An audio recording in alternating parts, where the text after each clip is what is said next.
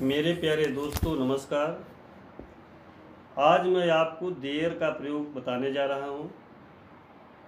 There के प्रयोग द्वारा हम अनुवाद हम किस प्रकार करते हैं, इसके कुछ नियम हैं जो इस प्रकार हैं।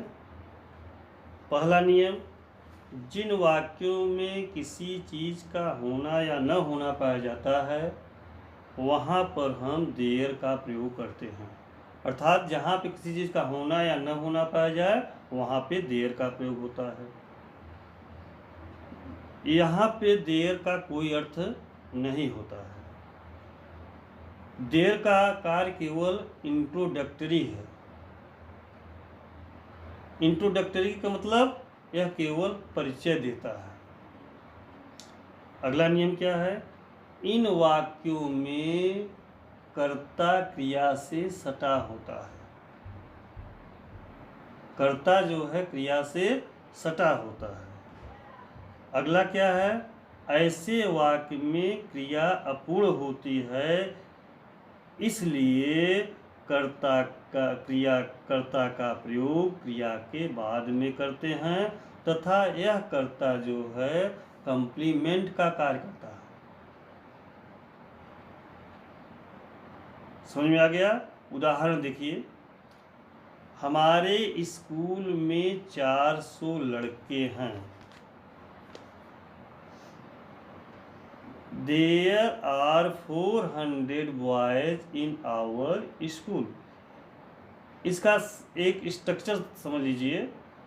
सर्वप्रथम हम इसमें क्या करते हैं, देयर का प्रयोग करते हैं। देयर लिखते हैं, फिर वर्ब, फिर कंप्लीमेंट, फिर अन्य शब्द अदर वर्ड। हमारे स्कूल में 400 लड़के हैं। There are 400 boys in our school. अब देखिए कि सर्वप्रथम क्या लिखे, देयर।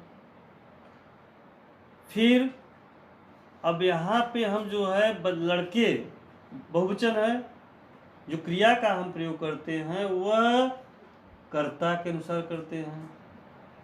अर्थात यदि कर्ता एक वचन है तो एक वचन क्रिया प्रयोग करेंगे, बहुवचन का है तो बहुवचन क्रिया प्रयोग। तो यहाँ पे लड़के हैं, लड़के बहुवचन है, क्या लगाएंगे यहाँ पे, आर, देयर आर। फिर कंप्लीमेंट शब्द क्या है, बॉयज। 400 बॉयज, 400 स्टूडेंट, ये कंप्लीमेंट हो गया। उसके बाद अदर वर्ड क्या है, हमारे स्कूल में, इन आवर स्कूल। दूसरा उदाहरण, एक राजा था। There was a king. सर्वप्रथम देयर लिखे, वर्ब क्या लिखे, वाज। अब यहाँ पे वाज क्यों किए, क्योंकि राजा एक वचन है तो राजा के पहले हम क्या लगाएंगे, was. There was a king, king क्या है, कंप्लीमेंट शब्द है। अगला उदाहरण देखिए, वहां एक राजा था। ध्यान दीजिए, तो इसमें क्या हुआ, एक राजा था वहां। अब यहाँ पे जो है वहां, वहां का अर्थ क्या होता है, देयर। ये भी ध्यान दीजिए, देयर क्या है, देयर जो है एडवर्ब है। पार्ट ऑफ स्पीच में जो है देयर क्या है, एडवर्ब है। और देयर का अर्थ होता है वहां। तो वहां एक राजा था, पहले क्या करेंगे, there was a king there. अर्थात सर्वप्रथम जो है हम देयर का प्रयोग किए, फिर वर्ब वाज, फिर राजा ए किंग, फिर वहां देयर।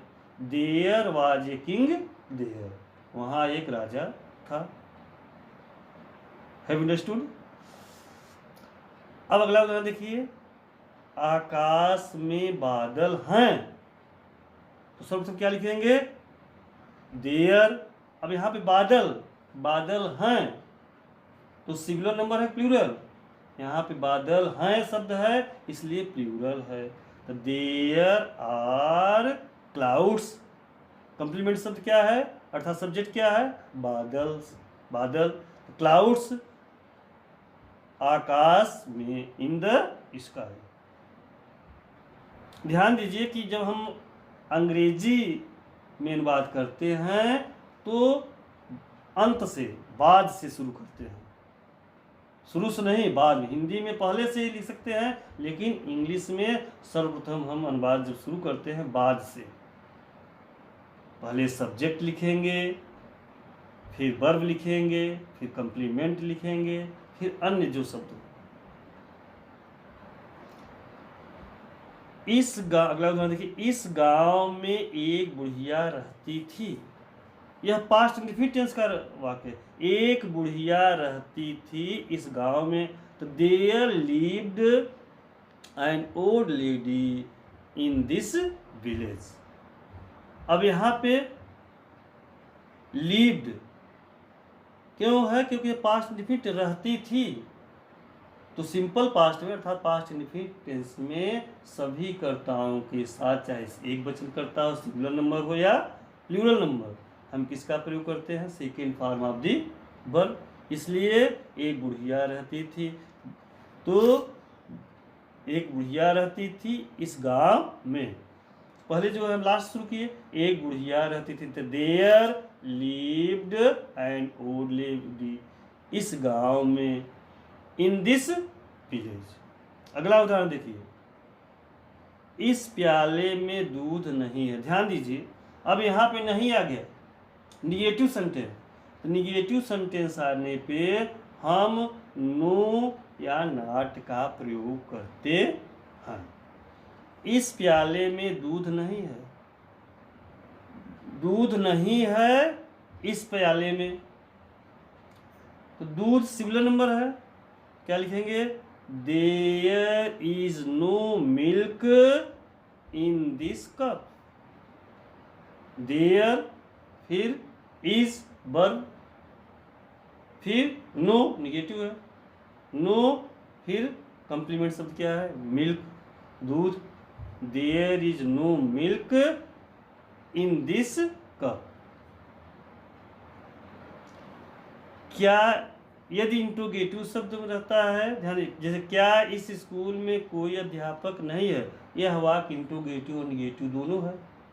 तो ध्यान दीजिए, जब वो वाक्य क्या से शुरू होता है तो क्रिया का प्रयोग हम देयर से पहले करते हैं कि, और नॉट का प्रयोग भी क्रिया के बाद करेंगे, या नो का भी प्रयोग क्रिया के बाद करेंगे। तो क्या इस स्कूल में कोई अध्यापक नहीं है, तो पहले अध्यापक सिंगुलर नंबर है, तो पहले क्या लगाएंगे सिंगुलर अध्यापक के लिए, is there no teacher in this school. तो मेरे प्यारे मित्रों, मेरे प्यारे विद्यार्थियों, आप केवल इतना ही समझ लीजिए, तो देयर का अनुवाद करने में, देयर के द्वारा अनुवाद करने में आपको कभी किसी प्रकार की समस्या नहीं होनी चाहिए। केवल आप इतना याद कर लीजिए कि जहाँ पे किसी चीज़ का होना या न होना पाया जाए, वहाँ पे देयर का प्रयोग करते हैं। देयर का प्रयोग हम वहाँ करते हैं जहाँ पे कर्ता क्रिया से सटा होता है, और यहाँ पे यह कर्ता क्रिया के बाद हम इस कर्ते को लिखते हैं। यहाँ पे कर्ते को हम जो है, कर्ता को क्रिया के बाद लिखते हैं, और वह कंप्लीमेंट का कार्य करता है, लेकिन क्रिया का प्रयोग हम कर्ता के अनुसार करते हैं। और विशेष ध्यान देना है कि कर्ता यदि वाक्य इंट्रोगेटिव है तो सहायक क्रिया वही क्रिया जो है देयर के पहले लगा देंगे। यदि इंट्रोगेटिव और निगेटिव दोनों है तो क्रिया के बाद नो या नॉट का भी प्रयोग करेंगे। यदि हमारा वीडियो आपको पसंद आया हो, इसको जो है अधिक से अधिक शेयर करिए।